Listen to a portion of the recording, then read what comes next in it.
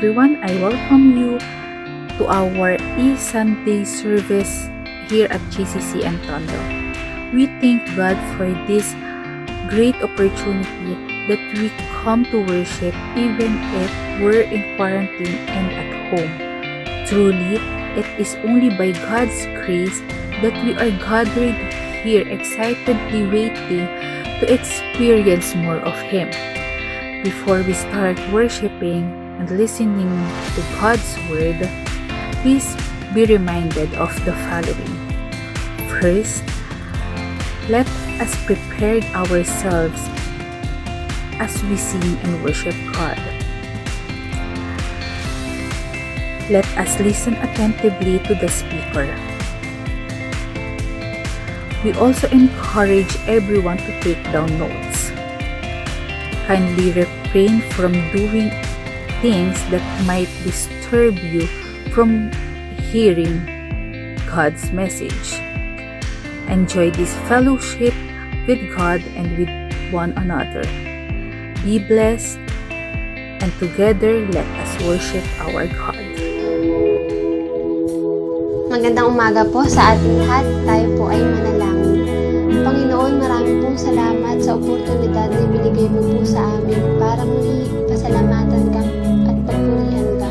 Panginoon, pinadalangin namin na ang bawat isa po sa amin ngayon ay kakatagpuin mo po, Panginoon. Marami pong salamat.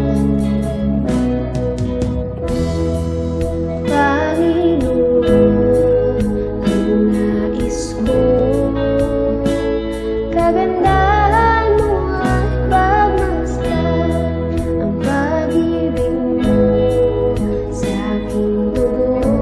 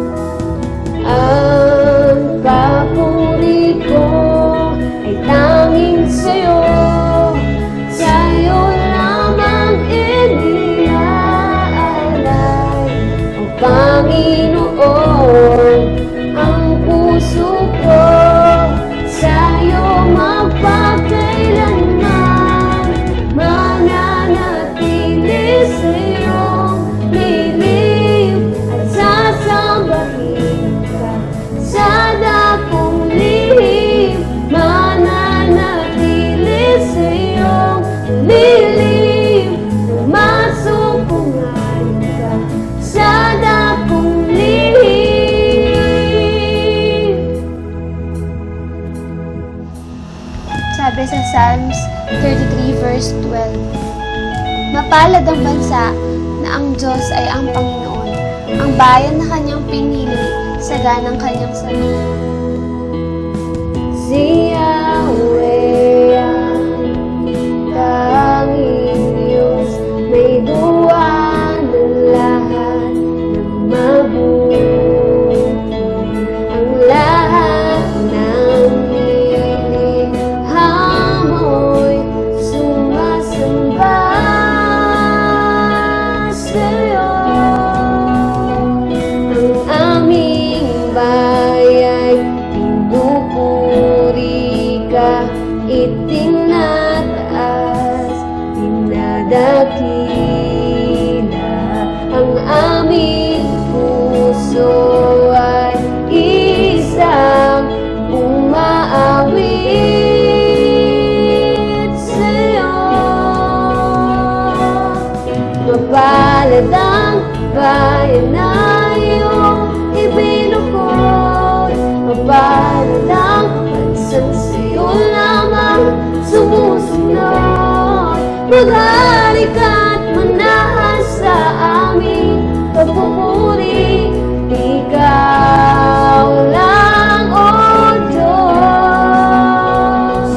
Ikaw lang, O Diyos.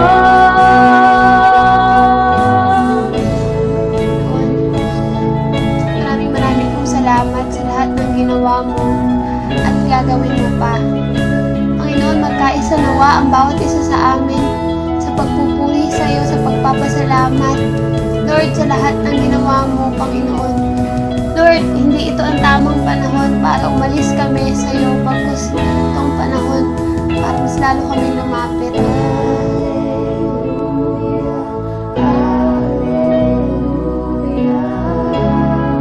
Pinupuri ka namin.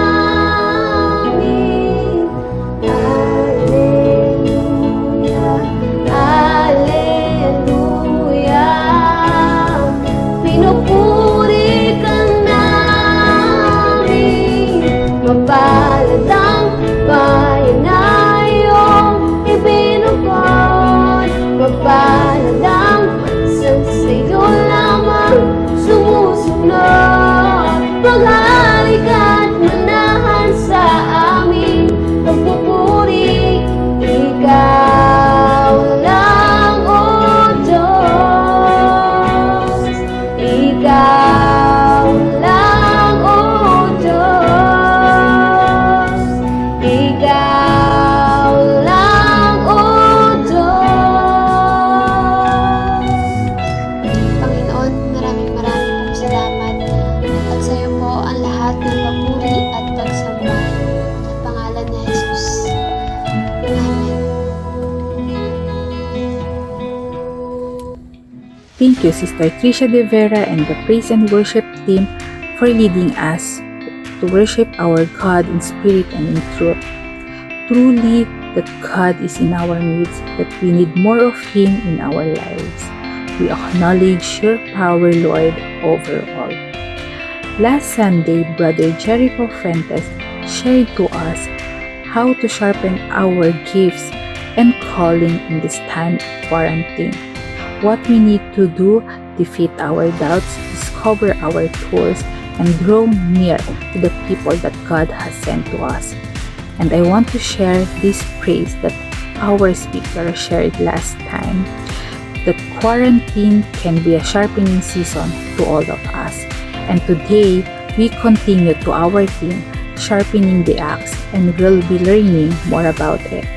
Let us ready our hearts and mind as we listen to our messenger for today. Let us all welcome Brother Anjomel Aloyan.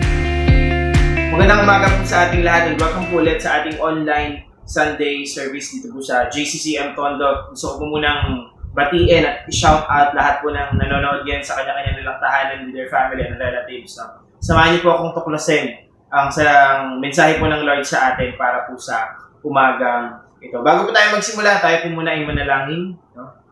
Yuko po tayong lahat, pumikit, at damhin po natin ang presensya ng Lord nasaan man po tayo. Panginoong Jesus, gusto po namin magpasalamat ngayong umagang ito. kami po ay nagpupurit, nagsasamba sa iyo. Salamat, Panginoon, sa napakagandang worship, God, na binigay mo sa amin kanina, Panginoon. Na tunay nga, Panginoon, na dapat po kaming manatili, God, sa inyong presensya at hindi namin po alisan. Na kami din po ay mapalad, Panginoon, pagkat kami pinili mo, Panginoon, na mahalin, protektahan, Panginoon, at iparamdam sa amin, Panginoon, yung tunay na pag-ibig, God.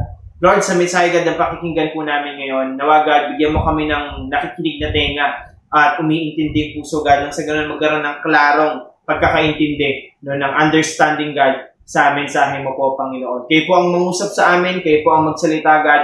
Lord, magkaroon to ng application sa life namin, nang sa ganun magkaroon ng transformation, God. Hindi lang to maging inspiration, Panginoon, sa life namin, God. Maraming salamat, God. In Jesus' name we pray. Amen and amen. So, samahan niyo po ako na basahin po ang ating scripture for this morning. Nasa New Testament po tayo, matatagpuan po natin ang ating scripture in the book of Luke, chapter 5, verses 27 to 31. No? Ako po ay magbabasa in New American Standard Version or NASB po. No? Basahin po natin. In verse 27, sabi po sa ating scripture, after that, he went out and noticed a tax collector named Levi sitting in the tax booth. And he said to him, "Follow me." And he left everything behind and got up and began to follow him. Levi gave a big reception for him in his house.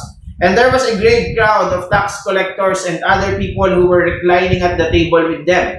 The Pharisees and their scribes began grumbling at his disciples, saying, "Why do you eat and drink with the tax collectors and sinners?" And Jesus answered and said to them, "It is not those who are well who need a physician, but those who are sick." This message po is a somehow continuation po ng mensahe po na dineliver sa atin ni Brother Jericho last Sunday about sharpening our gifts and calling. But for this message po, let us focus po in sharpening our calling. That's the title of our message. In sharpening our calling in Luke chapter 5, verse 27 to 31. But this will be a different approach, no? Compared po dun sa last week na message po natin. Why is it that it is a different approach? Now, alam niyo po sa mga nakaraang 2 buwan, for 9 Sundays po, we are studying sharpening our axe. No? Yan po yung pinag-aaralan natin every Sunday. Pero alam niyo po, somehow in my meditation, ako po ay nagtanong sa Lord. No? Lord, lahat ba ng nakikinig sa amin, do we really realize, no? Kami pa talaga ay na-realize namin that we have an axe to sharpen? Meron ba talaga kaming hawak na axe para patalimin? No, kasi mahirap pong mag-sharpen ng axe kung hindi mo alam sa sarili mo na meron kang axe. Tama? Di ba po? Mahirap pong mag-sharpen ng axe kung hindi mo alam sa sarili mo na meron kang axe to sharpen. Right? So, ibig sabihin po, the purpose of our message for this morning is this. For us to realize that we have an axe to sharpen. At yung axe po na yun, it is our calling. It is our calling. Kasi baka po may mga magtatanong sa atin or mismo tayo sa sarili natin, nagtatanong tayo na, Lord, tinawag mo ba talaga ako?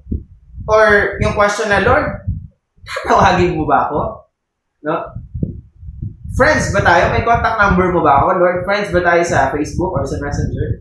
No? Kukontakin mo ba ako? Tatawagin mo ba ako? Tatawagan mo ba ako, Lord? No? Pwede ba sa Zoom na lang? No? Tatawagan mo ba ako, Lord? No? Baka po may mga ganun tayong question. No? Kaya ang purpose po natin is for us to realize na meron po tayong axe na kailangan po natin to sharpen, and that is our calling. Or maybe po, pwede rin pong yung calling po kasi pwede po natin i-connect po sa mga word responsibilities or task na binibigay po sa atin ng ating Diyos. So, simulan po natin, himay-himayin po natin yung scripture po natin ngayong umagang ito. No, basahin po muna natin yung unang verse in verse 27. Sabi po dito, after that he went out and noticed na si Jesus po. No? Si Jesus, he noticed a tax collector. In other version po, sabi dito, sabi doon, in other version, he saw. Nakita niya. No? Nakita niya si Levi. No? Ano pong ibig sabihin nito? So, alam niyo po, di ba, yung calling, the reason kung bakit may mga taong tumatawag or kumakontak sa'yo, it is because it's either meron silang relationship sa'yo or somehow meron silang connection sa'yo. Meron kang, it's either may kailangan ka sa kanila or meron silang kailangan sa'yo. Like for example, kung tumawag yung mga relatives natin overseas, or kung tumawag sa atin yung nagdi-deliver ng mga ng mga in-order mo sa Shopee, sa Lazada, no, or kung saan-saan pa, di ba? So, ibig sabihin, meron silang meron kailangang connection. No? Alam niyo po si God, na in the Bible po, kapag meron po siyang tinatawag or calling, kapag gusto niya pong mag-build up ng relationship, no? At gusto niya magkaroon ng relationship, no, ng engagement, no, between those people, okay? Between those people na gagamitin niya in the Bible. No, most of the time po, sinasabi ng Biblia na nakita muna sila ng Diyos. Merong nakita sa kanila kung bakit sila tinawag. No, merong something sa kanila kung bakit sila binigyan ng task or responsibility. Ano pa yung mga example nito? No, in the Old Testament po makikita natin sa life ni Noah. In Genesis chapter 6, verse 8 to 9. But Noah found favor in the eyes of the Lord. These are the records of the generations of Noah. Noah was a righteous man. Blameless in his time, Noah walked with God. No, ito pa yung panahon na when God saw Noah as a righteous man. No? Nung si Noah po, bago siya mag-build ng ark, nakita po siya ng Diyos, aba, karapat dapat itong tao to. He is blameless. No? And he is walking with me. No? He is walking in the right track, ibig sabihin. No? He is walking with me. No? So, ibig sabihin po, nakita mo na ng Diyos si Noah as a righteous person bago siya binigyan ng calling. No? Sa New Testament naman po, in Mark chapter 1, verse 16 and 19, it is the calling of the first 4 disciples. No? In verse 16, sabi dito, as he was going along by the sea of Galilee, he saw Simon and Andrew and brother of Simon casting a net in the sea, for they were fishermen. In verse 19, going a little further, he saw James and son of Zebedee and John his brother, who were also in the boat mending their nets, or the nets, no? Ito pa yung panahon that when Jesus saw the first 4 disciples as fishermen, no? Nung nakita ng Diyos at tinawag yung unang 4 na disipulo para mangisda ng tao, ang nakita sa kanila ni Jesus, they are fishermen. Kailan ng Diyos na, may mga pwede itong mangingisda na to, Siguro, pwede rin silang mangisda ng tao. So, pinuntahan ni Jesus, tinawag niya, come follow me and I will make you a fishers of men. Meron munang nakita ang Diyos. That's why they are called. That's why tinawag sila ng Diyos. But in the case of Matthew, ano ang nakita ni Jesus sa kanya? Noong panahon na itatawagin si Matthew, ano ang nakita ng Diyos sa kanya? Remember po that Jesus saw something first to his disciples before calling them. It means that Jesus is the one who made the first move. Katulad po ng sabi ko kanina, ang calling po is a relationship. Kung bakit nagkakaroon ka ng calling, kasi gustong magkaroon ng engagement, no? Ng relationship. No? And this is the good news. Ito yung pinakamagandang balita in our relationship with Jesus, in our relationship with God. No? Siya po ang madalas, siya po ang palaging gumagawa ng unang hakbang. He always do the first move para po tayo ay tawagin. Para po tayo ay kausapin at bigyan po ng calling, no? Ang sarap po no, kasi kung si Jesus yung gumawa ng first move, doon natin ma-realize na talagang grabe ang pag-ibig ng Diyos sa atin. Di ba kahit sa mga manliligaw, kung sino ang unang nagbigay ng pahiwatig, no? Malamang siya ang umiibig, no? Siya ang mas umiibig, po. So, same with our relationship with God, no? Same with our relationship with Jesus Christ, no? Siya po ang unang gumagawa ng first move. But the question is, how did Jesus see Matthew? Kung si Noah nakita nila as a righteous person, nakita ng Diyos as a righteous person. Kung yung first 4 disciples ay nakita as fishermen, paano po si Matthew? So, tignan po natin. So, how did Jesus see Matthew or Levi? No? He saw him as a tax collector. Ano po, ng panahon na yun, ng mga tax collector po ay isa sa mga taong kinaiinisan ng mga Hudyo. No? Pagka sa mga kadahilanan pong ito, yung tax collector po, they are robber. No? Mga magnanakaw po, it means they are sinners. No?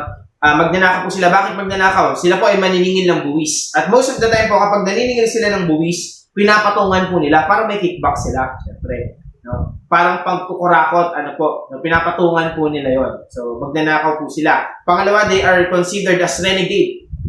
Renegade. Ayan, sila po ay renegade. O, ayan. Ang renegade po ang ibig sabihin nun ay traitor. In Tagalog, mga taksil sa lipunan. Ayan, sayaw ka ng sayaw, hindi mo alam yung ibig sabihin ng sinasayaw mo. Okay? Taksil sa lipunan. Ano po? They are traitors. No? Bakit? Kasi po, ang mga tax collector po, they are under the Roman supervision. Kasi po yung mga Romano, no, na sila po ay nag-hire ng mga Hudyo na tax collector para singilin po ng buwis. Okay po? Yung mga Hudyo. No? So, ibig sabihin po, yung mga kapwa nila Hudyo, ang thinking nila ay bakit kayo nagpapasako sa ibang lahi? Kayo ay mga salot at taksil sa lipunan. Kayo ay mga renegade, okay? So, kayo yun. No? Sila po ay mga tax collector. In short po, isipin nyo to, in short po, nung nakita po ni God, si Noah, ang ganda, righteous, blameless, ang pogi, no? Ang ganda sa pandinig, kumbaga. Nung nakita ni Jesus yung four disciples, they are fishermen. Wala naman indicated sa Bible that they are also sinners or malaki yung mabibigat yung kasalanan na ginawa nila. Wala. Sinabi lang ng Bible na nakita sila ni Jesus as a fisherman. That's why sinabi ni Jesus, "Come, follow me and I will make you fishers of men." Pero si Matthew nakita as a sinner. As a tax collector. Very different. Isipin mo yun, yung mga kasama mo, ang ganda nung first meeting nila ni Jesus. Tapos ikaw yung first meeting mo kay Jesus, ang dungis mo. Eh, parang nga, ang dungis mo. Kasi nga makasalanan ka. Hindi maganda yung bagay na ginagawa mo. No? Ano pong ibig sabihin dito? When God wants to call us, He also sees us as who we are. Alam niyo po, hindi naman yun nakabate. Ano po? Sa kung anong, or kung sino tayo para makita tayo ng Diyos. If you are like Noah, kung ganun kakatindi, na you are a righteous person, feeling mo you are a righteous person, no? Feeling mo you are blameless, makikita ka ng Diyos. Kung ikaw ay simpleng tao lang, mangingisda ka lang, makikita ka ng Diyos. At kung ikaw naman ay isang tax collector or isang sinner, makasalanan, magnanakaw, taksil, no? Kinaiingisa ng maraming tao, makikita ka ng Diyos. No? He will still do the first move. Siya pa rin ang gagawa ng first move, ano man yung identity natin. Ano man yung pagkakakilanlan natin sa sarili natin. Siya pa rin. Makikita pa rin tayo ng Diyos. Ano pong ibig sabihin ito? Hindi na natin kailangan magpanggap sa magandang katauhan para lang mapansin tayo ng Diyos. Isa lang po ang way para mapansin ka at makita ka ng Diyos. Katulad po ng pagkakita ng God kay Noah. Katulad ng pagkakita ni Jesus sa mga disciples niya. Isa lang po. Just be who you are.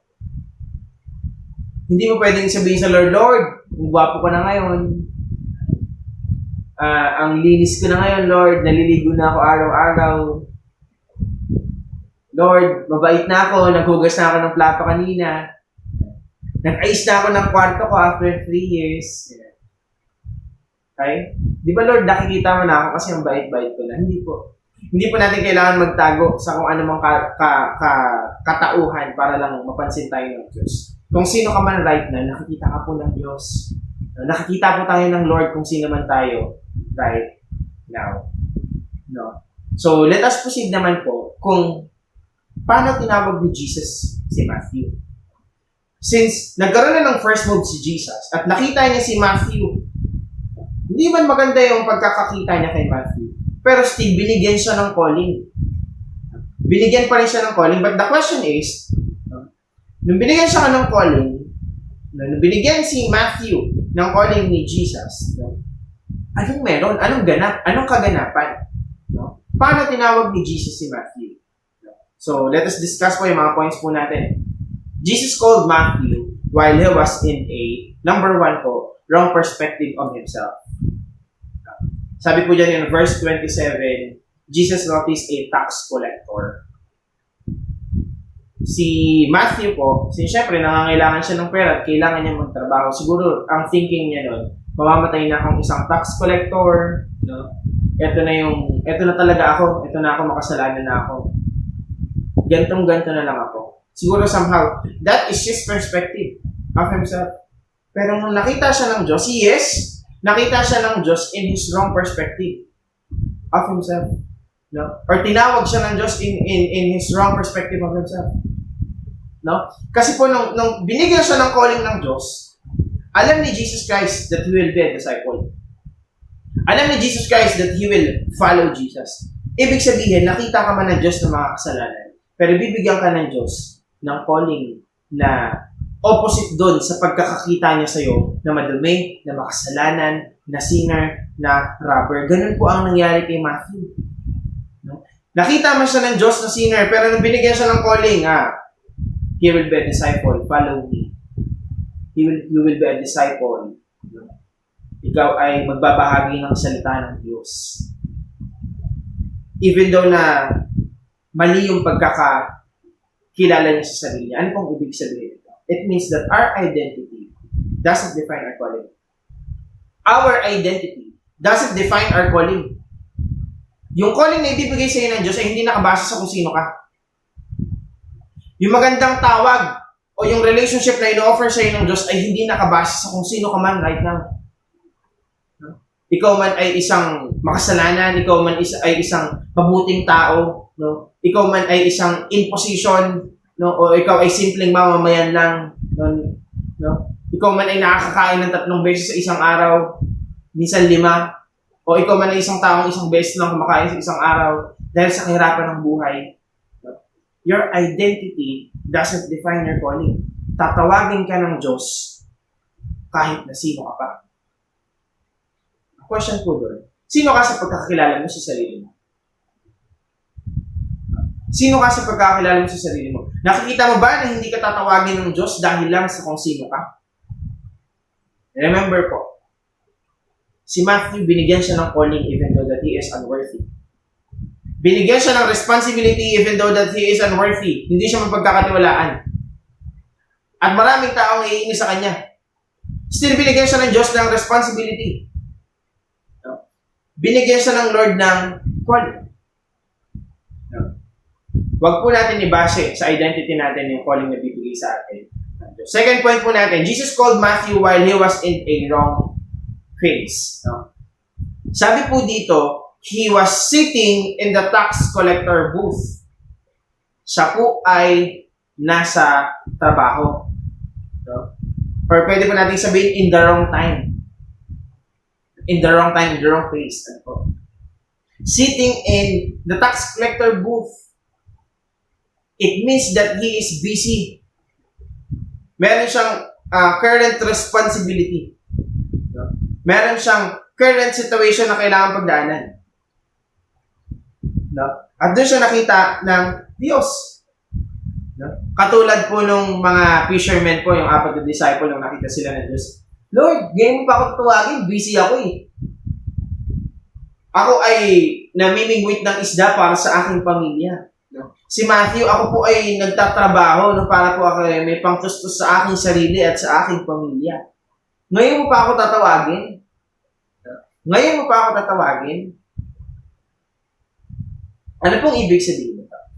It means that our current situation, kung si Matthew po, tinawag siya nung panahon na siya ay busy. It means that our current situation or responsibilities doesn't define our calling. Ano man yung bagay na ginagawa mo ngayon, tatawagin ka ng Diyos. Kasi minsan po iniisip natin na, Lord, busy ako ngayon siguro naman, hindi mo ako tatawagin, wala akong responsibility na kailangan gawin niya. Hindi po. Ano man yung pinagkakabalahan mo sa buhay, ano man yung ginagawa mo, nasaan ka man ngayon, kung sino ka man ngayon, it doesn't define your calling. Tatawagin ka ng Diyos. Tatawagin ka pa rin ng Diyos, katulad po ni Matthew. Biro mo busy siya, tapos tinawag siya. Pwede niya ba sabihin na, Lord, pwede bang later na lang after work, mga 4 p.m. ako mag-out? Hindi po. During his work time, sa panahon na nagtatrabaho siya, tinawag po siya ng Diyos. Baka po may mga moment tayong gano'n, minsan, you are working, at bigla na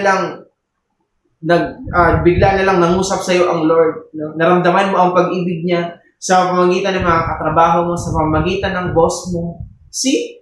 Still, God is calling us. Even though na meron tayong current situation. Or meron tayong pinagkakabisihan. sa buhay. No? And, syempre po, wag naman po natin idahilan, Lord, busy ako, pwede bang later na lang. Siguro po, let us be like Matthew kung paano yan, sinagot yung calling niya. Still, even though that he is busy, he is working, he followed Jesus. Siya po ay sumunod. No? Madami ka ba pinagkakabalahan na sa tingin mo hindi ka tinatawag ng Diyos dahil busy ka? Dahil lang busy ka? No, I want you to know na nagkakamali ka po. Na even though na meron tayong mga responsibilities in life, still, God will call us. God will call us. Tatawagin ko po ng Diyos. Number 3 po, Jesus called Matthew while he was in the wrong place. Sabi po dyan in verse 27, he was sitting in the tax collector booth. Siya po ay nasa tax collector booth. Ano ba yung tax collector booth? Kung yung tax collector ay mga sinners, ano yung tax collector booth? Group of sinners. Grupo ng mga makasalanan. Nung tinawag po siya ng Diyos, kasama niya yung mga tropa niya. Tropa niyang medyo sablay din. Kinaiinisan din ng maraming tao. Lord, ano ba yan? Ngayon mo pa ako tatawagin eh. Kasama ko yung mga kabady ko, nag-awal-wal kami. Happy-happy kami dito eh. Same with Matthew. Tinawag po siya nung panahon, nakasama niya yung mga kapwa niya, tax collectors. Ang lupit. Kung iisipin mo, Lord, parang wrong time niya. Parang, di ba may iba ka pang pupuntahan? Di po eh. Alam ni Jesus that he was in the right place. And he also knew that he is talking to the right person. Nasaan ka man ngayon? Ano man yung nasa paligid mo, ano man yung surroundings na meron ka, God will call you. Our current position, it means that our current position doesn't define our calling. Nasaan ka man ngayon? Ikaw man ay nasa isang lugar na hindi maganda, isolated place. Ikaw man ay nasa paligid ng mga makakasalanan. Ikaw man ay nasa isang magandang lugar, still God will call you. God will call you. Alam niyo po, Jesus called Matthew in his wrong moment. But for Jesus, it is the perfect moment for his calling. Jesus called Matthew in his wrong moment, but for Jesus, it is the perfect moment for his calling. Para kay Matthew, Lord, wrong moment to eh. Tax collector pa ako, pwede bang pag nag-resign na lang ako? Lord, busy ako eh. Pwede bang pag after work ko na lang? Lord, tignan mo yung kasama ko, mga sinners to eh. Ngayon mo pa ako tatawagin, nakakahiya naman. Baka pagtinginan ako ng mga tao sa paligid ko. Lord, pwede bang mamaya na lang kapag yung mga mabait ng tao yung kasama ko, saka mo tawagin para at least madaling makapag-adjust. Di ba po?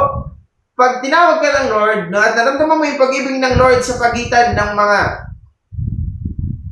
kapwa mo, makasalanan, no? Sa pagitan ng mga taong alam mo sa sarili mo, they are bad influence in your life, sobrang hirap magbago.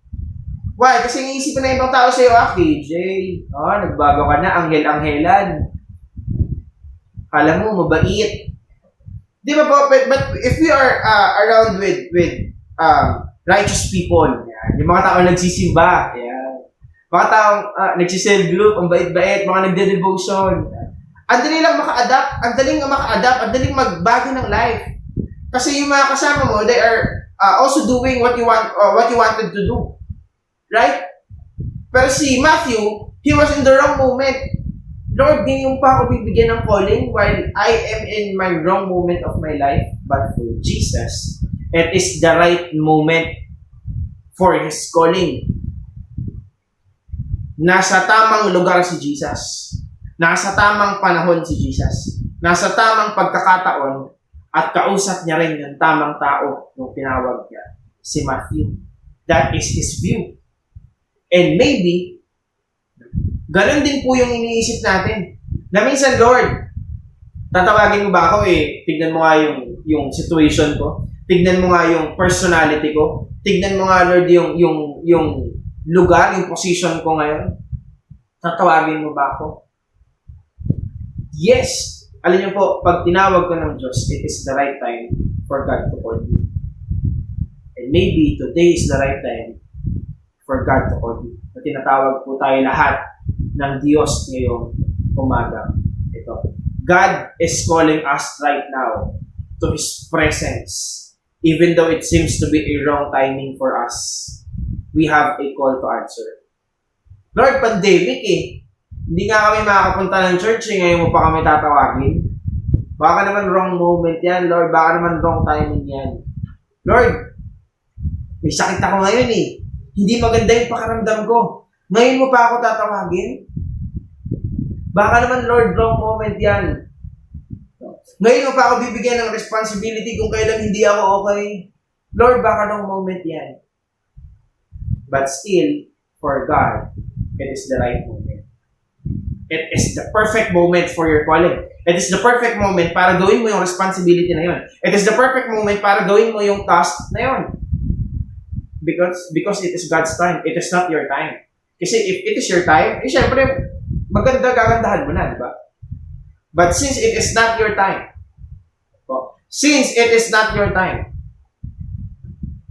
at tinawag ka ng Diyos, it means that it is God's time. Panahon po yun ng Diyos. Alam niyo po, last 2 Sundays, at ng mga nag-testify po dito, may mga sakit, no? May mga kalagnat. Si Brother Maris, nagkalagnat, no? Si Brother Jericho, nagkalagnat din, no? And hulaan niyo po yung testimony ko. Nagkalagnat din po ako. Na nagkasakit po ako for 3 days. No? Sunday po yun, up to Tuesday. At syempre po, sobrang nakakatakot magkasakit ngayon dahil nga po sa current situation natin. At syempre, pag nagkasakit kayo, isolated with your family, no? Nung Sunday po kasi nun, Saturday night, naramdaman ko na parang nilalagnat na ako or hindi na maganda yung umiinit na yung loob ko. So, naging agad ako ng gamot. Kaso Sunday po nung third Sunday ng May. No? Naramdaman ko po na nagising ako ng 5 a.m. ata, 5 a.m. in the morning po. Kasi sobrang giniginaw na po ako. So, it means na parang hindi na talaga maganda yung pakaramdam ko. Giniginaw na talaga yung buwan ko. So, bumaba ako, sabi ako kay mama na, parang lalagnatin ako, etc. So, ayun na po. So, start ng Sunday na yun, nagkalagnat po ako. As in, ang init ng buong katawan ko. Wala akong energy, hindi ako makakilos ng maayos. And nasa kwarto lang ako maghapon. Yung kwarto ko po nasa second floor. At direct hit po, direct tama ng init. No? At nandun lang po ako nagstay kasi po marami po kaming baby sa bahay. So hindi po ako pwedeng maglaga dun sa baba na may sakit ako. Siyempre, for safety purposes. Alam niyo po, Sunday nun, sabi ko, Lord, anong nangyari sa akin, kinakabahan ako ng konti. Siyempre, no? Sunday, nagkalagnat ako. Monday, gumaling. Maganda, Monday, gumaling. Ang problema po, nung Monday naman po, sumakit naman po sobra yung ulo ko. Medyo dito po sa bandang mata ko, tapos dito po sa likod or dito sa right side ko lang. Sobrang sakit po ng ulo ko talaga Monday. As in, yung every time na nagpipintig siya, tawag ako, nagpipintig na naman yung ulo ko. Ayan, ganyan. So, yung feeling po na, yung sumasakit yung ulo mo na gusto mo siyang putulin para lang hindi mo na maramdaman yung sakit. Ganun po yung feeling ko ng Monday. Wala na akong lagnat, no? Kaso nga lang, may iba na naman akong matake. May ibang matake, headache naman. No? Pagdating po ng Tuesday, wala na pong sakit ng ulo. Hindi, meron pa po, pero konting pintig na lang. Hindi na siya katulad ng Monday. Pagdating po ng Tuesday, nagtai naman po ako. Sorry po sa mga kumakain po or may kumakain man-line na. Hindi po naging maganda yung tiyan ko. No? For the whole Tuesday po, sobrang sakit niya na balik ako ng balik sa CR, balik ako ng balik sa banyo kasi nga ang sama ng pakaramdam ko. Insakto po, no, na nagkaroon ng somehow cash assistance po ulit ang church, no, para makatulong po sa ating mga members in our church sa GCCM po. So nagkaroon po ulit ng cash assistance at kailangan ko po ulit mag-distribute. No? Noong Tuesday po na yon, nandito po kami ni Pastora sa church, at inayos po namin yung pera and kailangan po siyang i-deliver na. So, syempre po, nung sinabi ko sa parents ko na, mag-alis ako ulit, mag-deliver ako, kasi nakabike po ako pag mag-deliver. Syempre ayaw nila, since kakagaling ko lang sa sakit, at delikado na mabinat ako, baka magtuloy-tuloy or bumalik yung lagnat ko. Bumalik yung lagnat ko. Ayaw nila akong paalisin or syempre, it's my responsibility, kailangan ko siyang gawin. And still, umalis ako. Parang, alam niyo po, parang ganun po yung sinasabi ko po sa inyo na responsibility or calling. Maybe it is the wrong moment for us. It's the wrong moment for me eh. Sabi ko, Lord, kakagaling ko na sa sakit eh. Pwede bang yung etong responsibility or yung task na gagawin ko, pwede bang next month na lang to, kaya mga next week. Kasi Lord, gusto ko magpahinga, gusto kong pahinga yung katawan ko para hindi siya magkasakit kasi mahirap nga pa magkasakit right now. Ano po? So, it's the wrong moment for me. Sobra po akong alanganin talaga sa sarili ko na umalis. But since God is calling me na anak, meron kang responsibility right now, i-deliver mo to, ibigay mo na to, ibahagi mo na to mga cash assistance na binigay sa atin po nung church po from America. Ano po. So, ang sabi ko lang, yes Lord. No, meron man akong doubt in my flesh na Lord, hindi ko kaya, baka hindi ko kayanin, but still yes Lord. No, sige po Lord. So, some of the cash assistance po na distributed na po sa mga members po natin ng church. No? And somehow po, maybe we are also in the wrong moment in our life. Baka po ngayon, nasa wrong moment ka. And you are listening to this message. And God is calling you through this message. God is calling you through this message. Huwag mo pong tagihan ng Lord. But say yes to Him. Sige God, ano man yung responsibility na bibigay mo sa akin or binibigay mo sa akin right now, I will say yes. Susunod po ako. Gagawin ko po. Why? Because maybe it is a wrong moment for me, but for you, I know that it is the right moment. It may be a wrong time for me, but for you, I know that it is the perfect time. No? Because it is your time, it is not my time. Ano po? Alam niyo po, God is calling us. The reason why God is calling us is because He wants us to experience His love, peace, healing, and forgiveness. Gusto kasing maranasan ng Diyos na maramdaman natin yung pag-ibig niya, yung kapayapaan, kagalingan, at kapatawaran. Marami pa pong iba. And that's why God is calling us. You know? Kung ikaw po ay tinatawag ng Lord in your wrong moment, kasi hindi ka magaling, God is calling you kasi gusto niya ma-experience mo yung healing. Kung ikaw po ay tinatawag ng Lord, hindi ayos yung puso mo dahil nasaktan na naman, hindi na naman ayos. Ano po, God is calling you kasi gusto niyang maramdaman mo His love, His perfect love. Kung ikaw ay wala sa kapayapaan ngayon and you are worried, no, meron ka mga anxieties in life, still God is calling you because He wants to give you peace. No? Kung makasalanan ka man ngayon, you are unrighteous, you are imperfect, no? No, hindi mo mapatawad yung sarili mo. God is calling you because He wants you to experience forgiveness. And that is the reason why it is the right time. It is the perfect time why God is calling us. Kasi meron siyang gustong ipa-experience sa ating lahat. No? Na magiging sagot doon sa current situation natin. Si Matthew, no? He is a tax collector, a sinner, a traitor. No? Tinawag siya ng Diyos kasi gusto ng Diyos na baguhin ang kanyang buhay. Magkaroon ng transformation from being a tax collector to being a disciple of God. No? Para maging disipulo ng Diyos at magbahagi ng kanyang salita. And that is also the reason why God is calling you right now. Kasi gusto ng Diyos na may ma-experience kang bago na maganda. No? Na ikasasaya hindi lang ng ngiti mo or ng bibig mo, pero ikasasaya din ng puso mo. No? Hindi lang ikatutuwa ng mga mata mo, pero ikatutuwa rin ng puso mo. No? That's why God is calling us because He wants us to experience something better. better. He wants us to experience something better. Alam niyo po, hindi man convincing sa atin. Pero sigurado ako, hindi man convincing sa atin right now that God is calling us. But I am sure na once na sumagot tayo dun sa calling, sa tawag ng Lord ngayong araw na ito, hindi mo po yan pagsisisihan. Once na sumagot ka sa tawag ng Lord sa araw na ito, hindi mo yan pagsisisihan. It is the perfect time. Ano pong nangyari kay Levi? Kay Matthew? Nung tinawag siya ng Diyos, ano pong naging response ni Matthew? How did Levi respond to his calling? Tingnan po natin to. In verse 8, nung si Levi or si Matthew, these are the results or these are the benefits kapag si Matthew ay nag-respond sa calling niya. And somehow, maybe it is also a benefit for us once na yung calling na binibigay sa atin ng Lord right now ay gagawin natin. Number 1 po, he surrendered everything.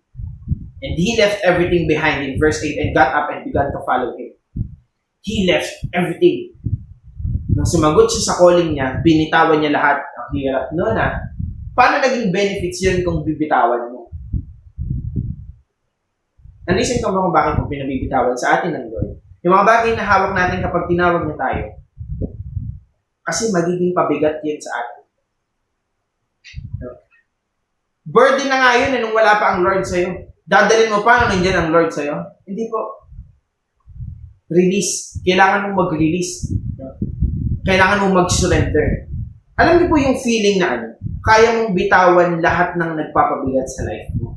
Hindi po ba masarap na feeling yun? Yung feeling na ang tagal mo na tong bit-bit, pero in one moment in your life, binitawan mo siya. Di ba, ang sarap ng feeling nun? Ang saya nun. No? Ang sarap ng feeling nun.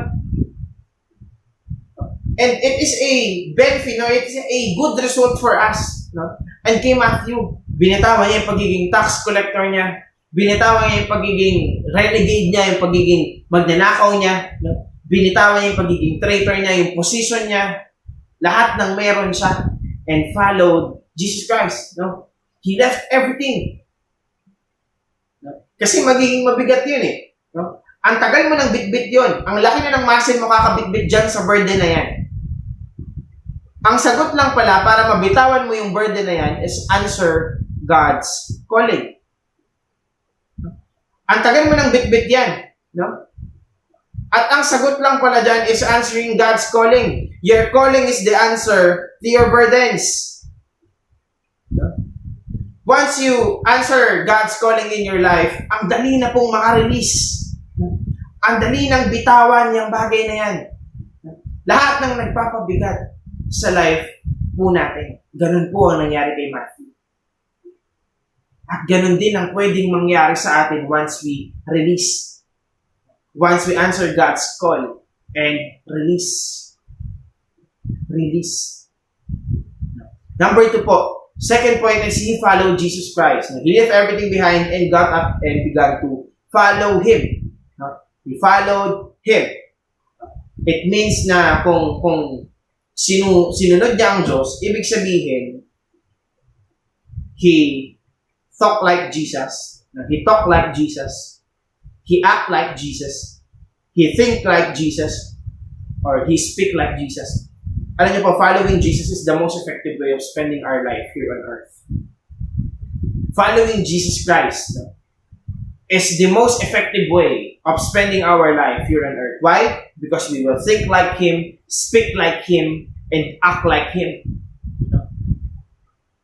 Hindi ka na magiging sarili mo. You will be a new version of yourself. Once you answer God's calling in your life, there will be a new creation. The old has gone and the new will come. May bagong paparating. At yung paparating na yun, matindi yun sa nakaraan mo. Matindi yun sa pagkakakilala mo sa sarili mo noon. Why? Because Jesus is with you. And you will live like Him. You will follow Him all the way in your life. It's a good benefit. Why? Hindi ko po sinasabi once you follow Jesus, magiging maganda ang life natin. No. Hindi po ganun ang following, ang pagsunod natin kay Jesus. Ang gusto kong sabihin, magiging mas maganda po ang life natin once we follow Jesus. Why? Because even though na meron tayong mga situations or problems or difficulties in life, meron ka pa rin peace in your life. Na meron kang pinagdadaanan in your life, kalmado ka pa rin. Why? Alam mo sa sarili mo na may kakampi kang malakas. No? Na kahit na nasaktan ka na naman, alam mo sa sarili mo na okay ka pa din. Why? Kasi makakaramdam ka ng comfort from God, from Jesus Christ. And that is the best feeling. And magagawa po lang natin yan once we answer our calling. Like Matthew. Sumunod siya kay Jesus, sumagot po siya sa tawag. Number 3 po, how did Levi or Matthew respond to his calling? Number 3, he understood Jesus' compassion.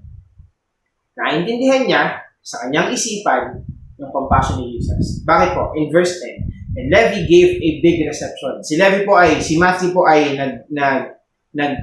nagpakain, naghanda ng isang malaking piging para po kay Jesus. At ang pinakamaganda po doon, and there was a great crowd of tax collectors. Meron pong great crowd ng tax collectors. Yung mga kasama niya sa tax collector booth, no? Na medyo sablay at hindi rin maganda ang katayuan o ang katauhan. Sinama niya dun sa isang piging with Jesus Christ.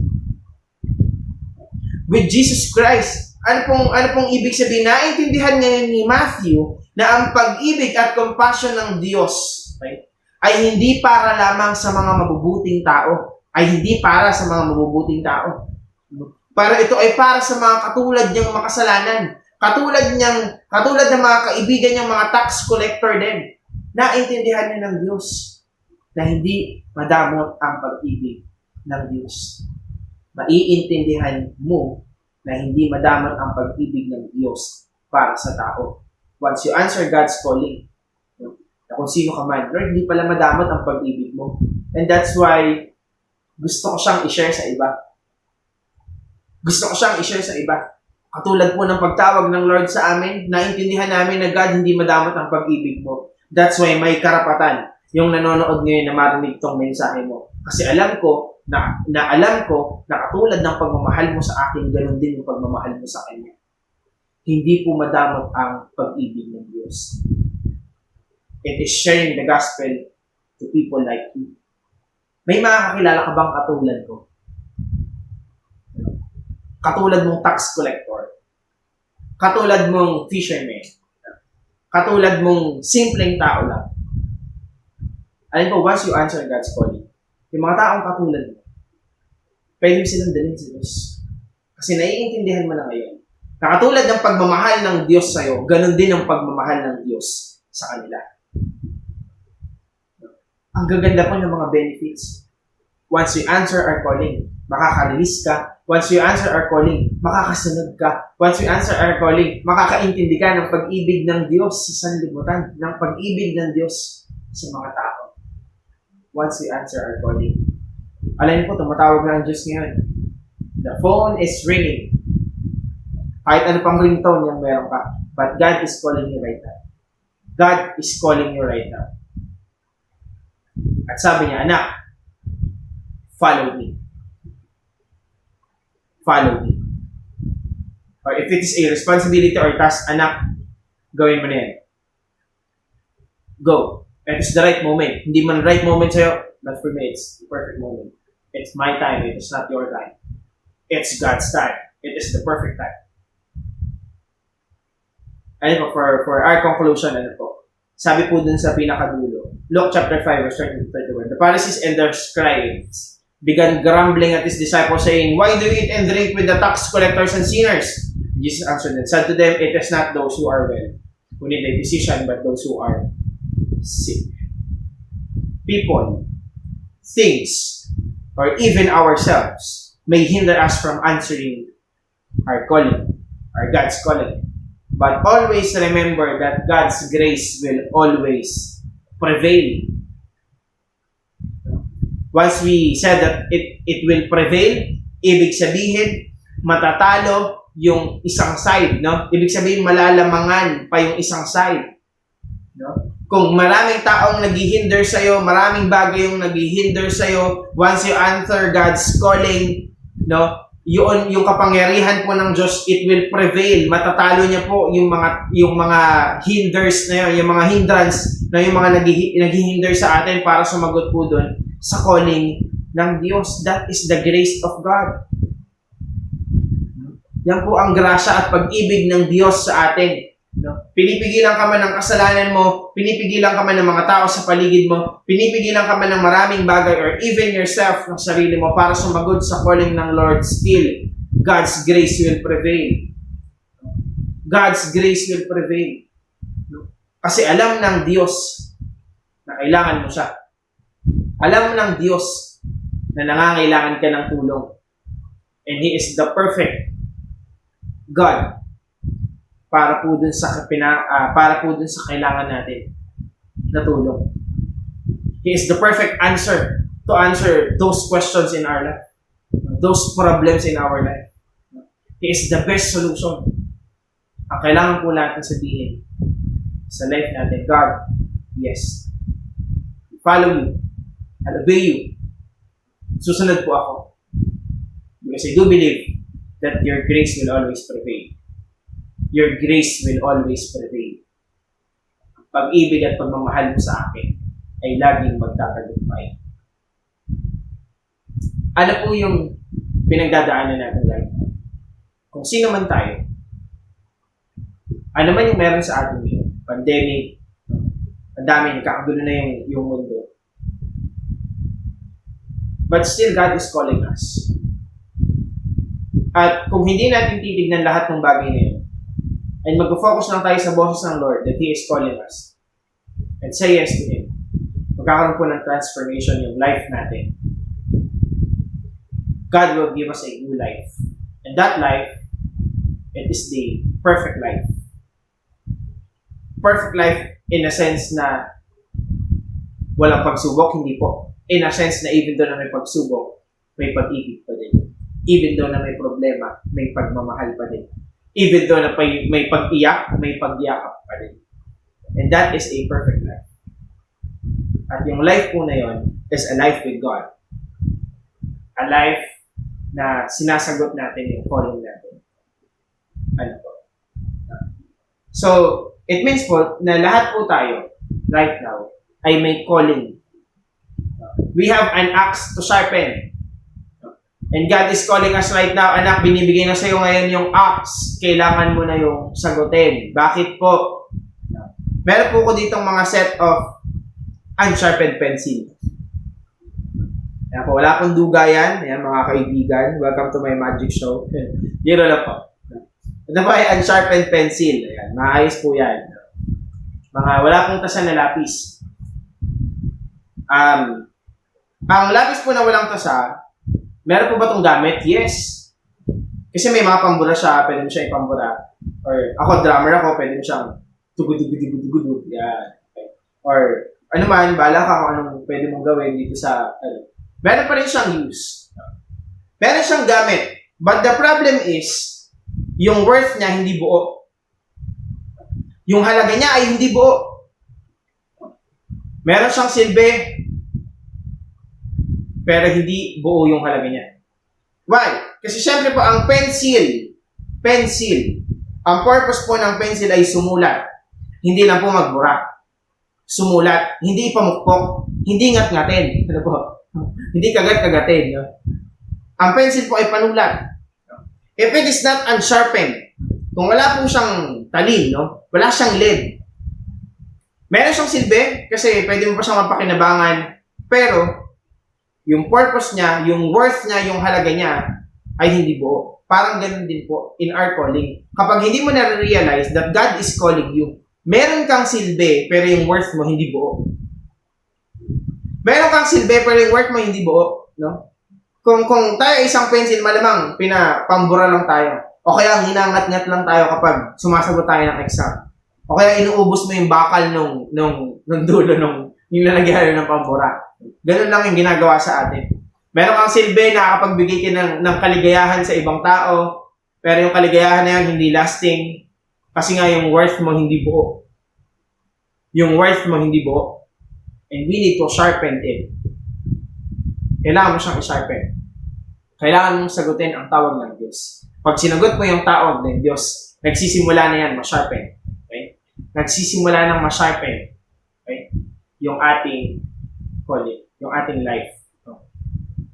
At magagamit na tayo ng Diyos sa paraang dapat niya talaga tayong gamitin. Sa paraan na alam niya na yun yung tama para sa atin. Po. Hindi ko pa alam kung ano yung mga bagay na pinagdadaanan natin ngayon at kung sino man tayo ngayon. Pero ang alam ko lang po isang bagay. I do believe that God is calling us right now. Naniniwala po ako na tinatawag po tayo ng Diyos ngayong mga oras na ito. And I am inviting everyone po to answer God's calling in our life. To answer yung mga task po na binibigay sa atin ng Lord. And say yes to that. Sabihin mo lang sa Lord, Lord, sige, I will go, I will follow you. I will answer my calling. Because we do believe that your grace will always prevail. Kailangan po natin si Jesus sa life natin. Kailangan po natin mabuhay like Jesus. And in order for us to do that, we should accept Him. Kailangan natin siyang tanggapin sa life natin. Huwag mo na tignan kung sino ka. Tignan mo kung sino siya. Sino ka? Makasalanan ka. Andong mismo. Sino siya? Mapagmahal siya. Mapagpatawad siya. And that is your God. That is our God. Yun po yung tignan natin. Kailangan po lang natin tanggapin ang ating Diyos. At kung ikaw po ngayon na nakikinig right now, you are confused in your calling. You are confused kung tinatawag ba talaga ako ng Lord. Lalo ba, this is the perfect time for you to answer that. Iniimbitahan ko po na ikaw ay manalangin. Yuko po tayong lahat na tayo po ay mag-pray. Para po sa mga tao na gusto pong sagutin ang calling ng Lord, ang tawag ng Lord sa kanilang buhay. Sundan niyo lang po ako sa panalangin. Pag sinabi ko po yung prayer, sabihin niyo lang po ulit. Huwag po kayong mahiya. No, nasan man tayo ngayon, ano man yung mga ginagawa natin, sundan lang po natin itong panalangin na ito. As a sign of answering God's calling in our life. Panginoong Jesus, salamat po. At kayo po ay nagsalita sa akin ngayong umagang ito. Salamat, Panginoon. Kasi naniniwala ako na tinatawag mo ako ngayon. Panginoon, hayaan mo, Panginoon, na hindi ko makita ang aking sarili. Pero ang makita ko ay kung sino ka. Isang Diyos na mapagmahal, isang Diyos na mapagpatawad, isang Diyos na punong-puno ng pag-ibig na kaya akong tanggapin sa kung sino man ako. Kaya ngayon, God, I am saying yes. God, I will follow you. Patawarin mo ako, Panginoon, sa aking mga kasalanan at gawin mo po akong isang tao na sumusunod at nagmamahal sa iyo. Salamat po. In Jesus' name we pray.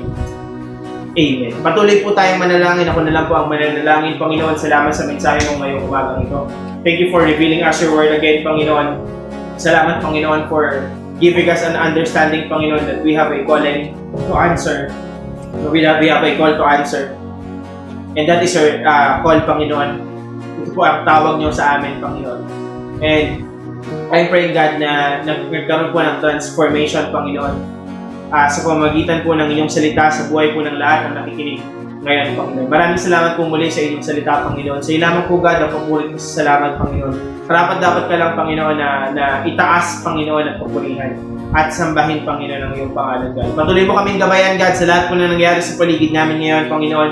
Patuloy mo kaming proteksyonan, Panginoon. Nawa ang pag-ibig mo, Panginoon, at kapayapaan, ang peace, Panginoon, ay mo pa sa amin, God. Maraming salamat, Panginoon. You continue to comfort us, Panginoon. In Jesus' name we pray. Amen and amen. Maraming salamat po sa pagsama sa amin, sa atin ngayong umagang ito para po sa ating Sunday service. See you po ulit para po sa mga susunod na linggo sa ating pong online service. Mag-ingat po tayong lahat. God bless po, JCCM.